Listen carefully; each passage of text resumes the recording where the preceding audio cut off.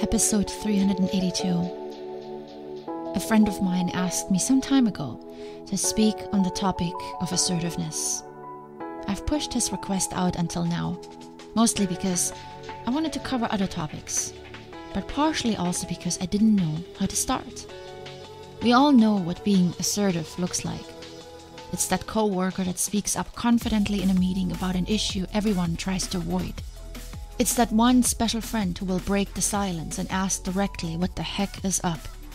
It's that person in the restaurant telling the waiter about an issue with their meal. We observe it in others, but can we be assertive? I know why my friend asked me to talk about it. It's a skill that he wishes to have more of, so he can ask for what he wants without hesitation and tell others confidently what he wants them to do. Probably many of you have the same wish. When it comes to expressing our desires, we falter, we stumble, we avoid eye contact, we are scared of the consequences, and we just don't know how to best say it. We want to be more assertive, but often we don't really know what that would look like. Imagine a straight line, similar to a number line in math, where negative numbers are to the left and positive numbers to the right. Imagine passive on the far left and aggressive on the far right.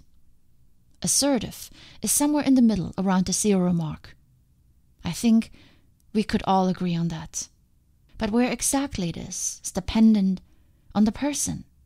Someone who's very shy and withdrawn may consider a smile as being assertive. Another person who's very direct and open with others may consider a smile as being passive. When it comes to your communication with others, we all need a certain level of assertiveness. The extent to which we master this skill helps us to effectively communicate our needs with others. Shy people may smile at their partners when they want something from them. Outgoing persons may tell them straightforward, "Do this for me." Passive or aggressive? Which side do you lean towards? I can tell you that I am more on the right. I'm pretty direct and don't hold back with my feelings and thoughts. If I do so, then it usually costs me a significant amount of effort. Just earlier today, I texted with a friend and we touched a subject we both decided needed to be reviewed in person. Now I'm all antsy about this conversation. I'd rather have it right now. Whereas you, if you are more passive, might dread this conversation and try everything to escape it. People leaning more towards the left struggle with putting words to their feelings. They are afraid whatever they might say may offend or hurt the other person. People like me struggle holding back.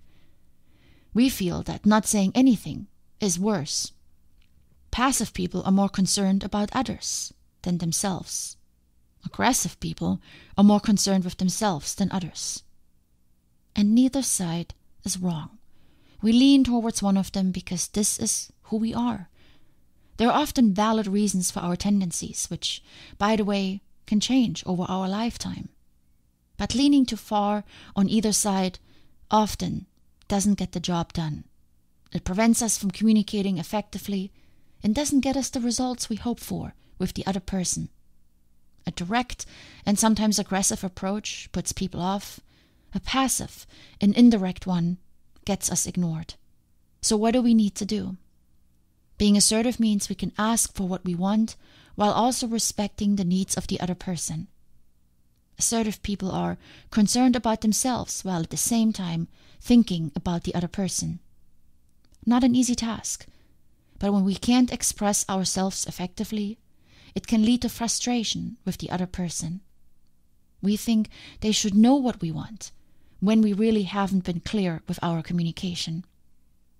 For the sake of our relationships with others, we cannot afford to not be assertive. If we cannot interact effectively with others and communicate our desires, then we might lose valuable relationships, never get the relationships that we want, or live in constant misunderstanding and miscommunication with the people in our life. The two extremes are not effective. Passive behavior doesn't get the job done and leads to confusion. Aggressive behavior forces the job to get done and leads to stress in others. Some people are both. They express their aggression in indirect ways that may appear passive, but are really just storms brewing underneath a nice cover. Assertiveness is the only way to healthy and open communication. It allows us to honestly and clearly express our needs without violating others' rights. If you find yourself on the left side of the scale, passive when it comes to communicating your needs, and more concerned about what others might think, then you need to work on moving more towards the right to become more assertive. And my suggestion to start it is this: go for what you want. The emphasis is on the word you. What do you want? Going for it means you have to be clear on it. Say it out loud if it helps. And once you do, then stand behind it. Don't back down. Lots of people want more out of their jobs and yet are afraid to speak up. Be clear on what it is that you want. For me, it used to be that I never was challenged enough. Define it first. Are you unhappy with a situation at home, but don't want to stir the pot? Are you interested in someone, but haven't had the guts to tell that person? Assertiveness starts by being clear on what you want and deciding to go for it. Most people have an inkling of what they would like, but they find a million excuses to never go after it. You have to want it. If it's not important, then there is no need to be assertive.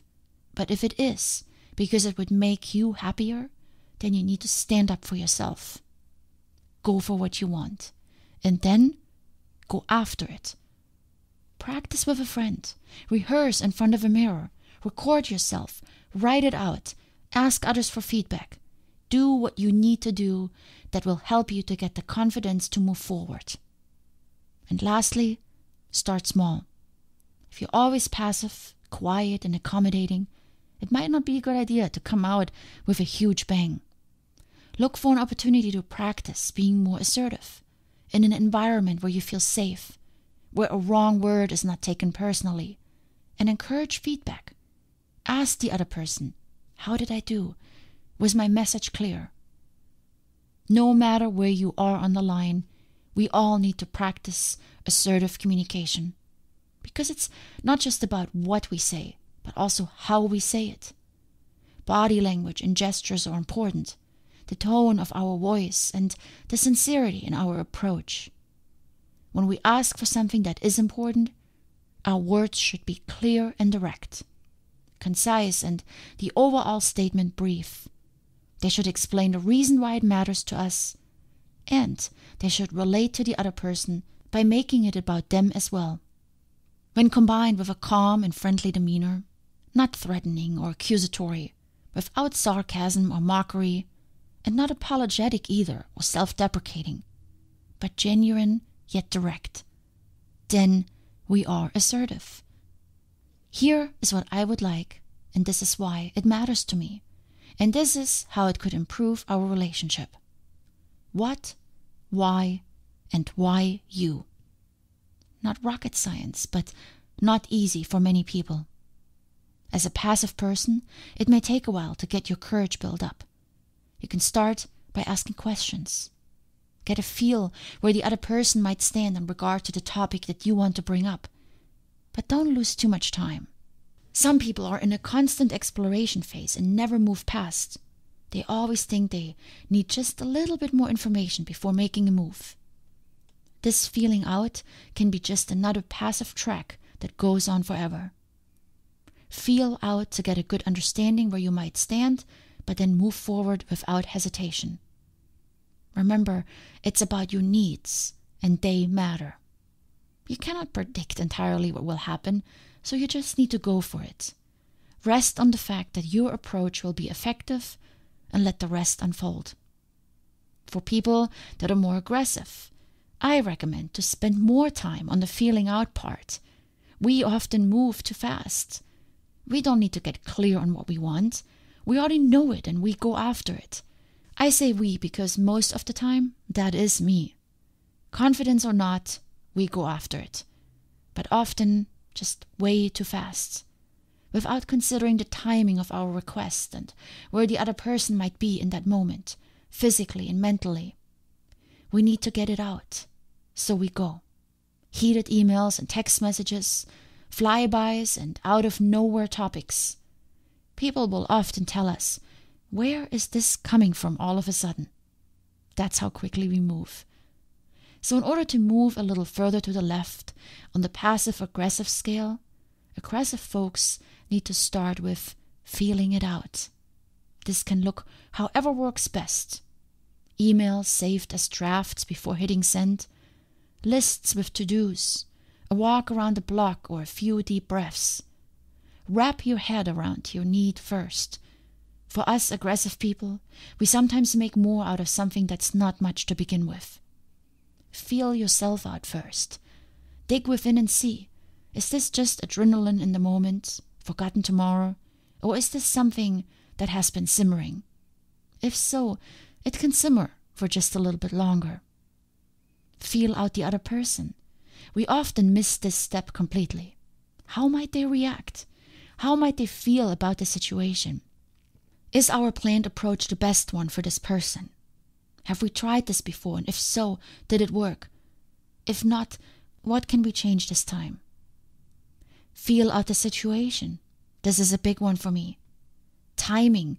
Just because it occurs to me right now and this second doesn't mean the timing is the most convenient. We need to remember we are assertive because we want something.